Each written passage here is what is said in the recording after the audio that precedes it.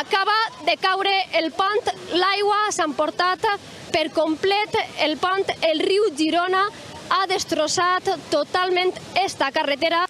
Fa 15 anys, però el poble recorda perfectament aquella riuada viscuda en directe per la televisió. Pluges torrencials amb registres l'últim dia de més de 350 litres per metre quadrat que convertiren el Girona en un riu perillós, capaç d'arrasar estructures centenàries com este pont de Beniarbeig.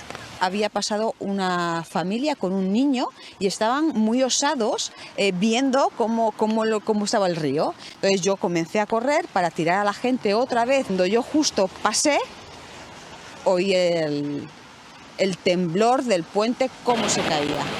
Tinc prou anys ja i no ho havia vist mai, com ese dia no. Però el pitjor es va viure així, riu avall, a les poblacions del Verger i els poblets. Al Verger, així, precisament, una dona va perdre la vida, desenes de persones van haver de ser rescatades i 1.200 famílies van patir danys a les seues vivendes.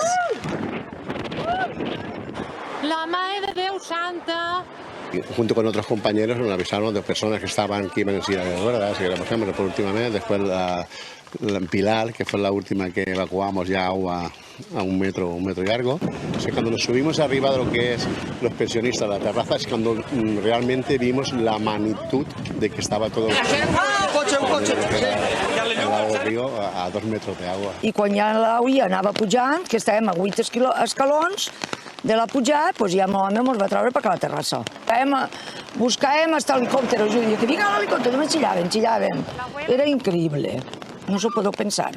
Per molt que diguem, fins que no passa no ho saps. Una ferida col·lectiva que va propiciar l'aparició de la plataforma Riu Girona. Ciutadans i ciutadanes que exigien i continuen exigint millores al riu per evitar noves tragèdies.